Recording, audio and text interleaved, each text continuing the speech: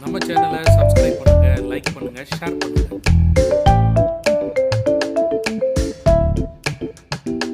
வணக்கம் நண்பர்களே, இது உங்கள் குரு சிஷ்யன் கல்வி சேனல்.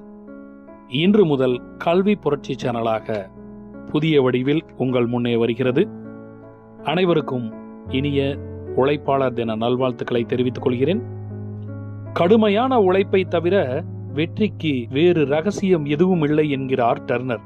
உழைப்பு இல்லாமல் வெற்றி கிடைக்காது என்கிறார் ஜேம்ஸ் ஆலன். ஏழ்மை என்ற நோய் அகல வேண்டுமானால் உழைப்பு என்ற மருந்தை கொடு என்கிறார் எமர்சன்.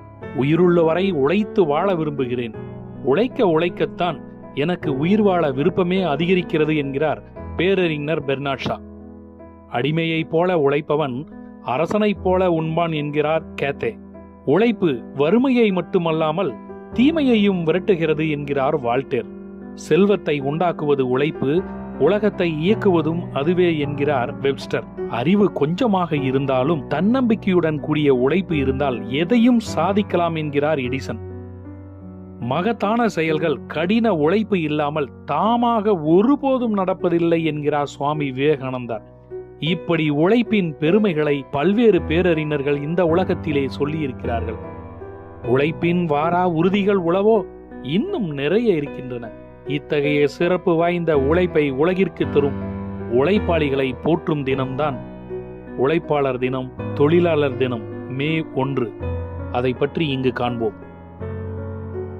இரவு பகல் பாராமல் தன் உழைப்பை உலகிற்கு அளிக்கும் உழைப்பாளிக்கு இந்த உலகம் போற்றும் தினம்தான் மே தினம்.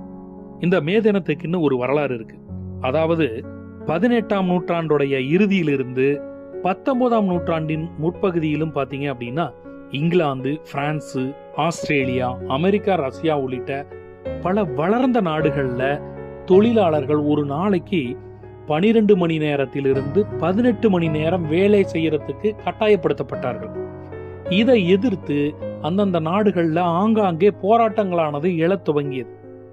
இங்கிலாந்தை பொறுத்த வரைக்கும் இங்கிலாந்து நாட்டில் தோன்றிய சாசன இயக்கங்கிறது 16 மணி நேர வேலை நேரத்தை எதிர்த்து போராட்டம் நடத்தி 10 மணி நேரமாக வேலை நேரத்தை குறைக்க வேண்டும் ஒரு கோரிக்கையை வச்சாங்க.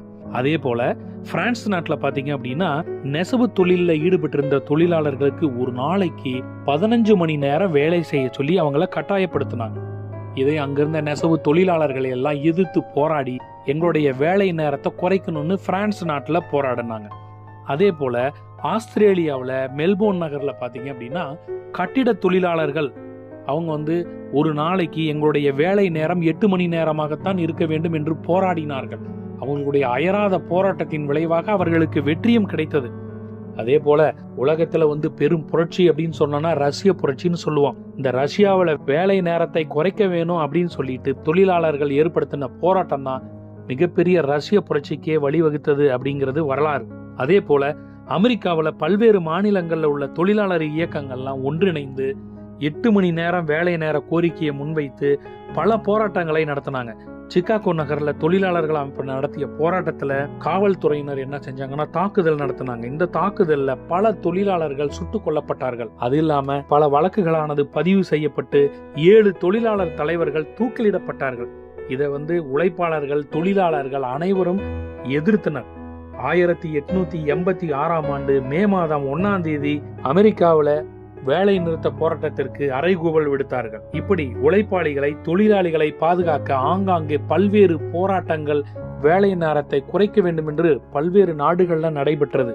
1889ஆம் ஆண்டு சர்வதேச தொழிலாளர்களுடைய பாராளுமன்றம் பாரிஸ் நகரத்துல கூடி 18 நாடுகள்ல இருந்து 400 பிரதிநிதிகள் கலந்து கொண்டாங்க. அவங்க என்ன ஒரு தீர்மானம் செஞ்சாங்க அப்படின்னா தொழிலாளர்களுக்கு 8 மணி நேர வேலை மட்டுமே அளிக்கப்பட வேண்டும். அதே போல அமெரிக்காவின் சிகாகோ நகர்ல நடந்த தொழிலாளர்களுக்கு நடந்த சதியை கண்டித்து அந்த நேரத்துல அறைகூவல் விடுத்தார்கள். நாடுகள் வேற வேற இருந்தாலும் தொழிலாளர்களுடைய உழைப்பும் எண்ணமும் ஒரே மாதிரி தான் இருந்தது. தாங்கள் சுரண்டப்படுகிறோம் என்று உணர்ந்த தொழிலாளர்கள் ஒன்று கூடி போராட்டம் நடத்தியதன் விளைவாகத்தான் 16 மணி நேரமாக இருந்த வேலை நேரமானது இன்று அனைத்து நாடுகளிலும் 8 மணி நேர வேலை நேரமாக மாற்றப்பட்டிருக்கிறது. அதை கொண்டாடும் விதமாகத்தான் மே 1ஆம் தேதியானது உழைப்பாளர் தினமாக, தொழிலாளர் தினமாக உலகம் முழுவதும் கொண்டாடப்பட்டு வருகிறது. இந்தியாவை பொறுத்த வரைக்கும் முதல்ல மே தினம் எப்போ நடைபெற்றது அப்படின்னு பார்த்தோம்னா, இந்தியாவில் எப்பவுமே முன்னோடி மாநிலமான தமிழகத்தில் தான் முதலாக மே தினமானது கொண்டாடப்பட்டது. தமிழகத்தில் பொது உடைமைவாதி என்று அழைக்கப்படும் சிங்காரவேலர் அவர் தான் முதல்ல சென்னையில் மெரினா கடற்கரையில் மே தின கூட்டத்தை நடத்தினாரு. சென்னை திருவான்மியூர்ல மே தின கொடியேற்றமானது நடைபெற்றது. வெயில் அடித்தாலும், மழை பெய்தாலும், புயல் அடித்தாலும் காலம் நேரம் பாராமல் பாடுபடும் அனைத்து தொழிலாளர்களின் தியாகத்தையும் உழைப்பையும் போற்றும் இந்த உழைப்பாளர் தினத்தை, தொழிலாளர் தினத்தை போற்றுவோம். உழைப்பே உயர்வு தரும் என்பதை உணர்ந்து செயல்படுவோம். நன்றி, வணக்கம்.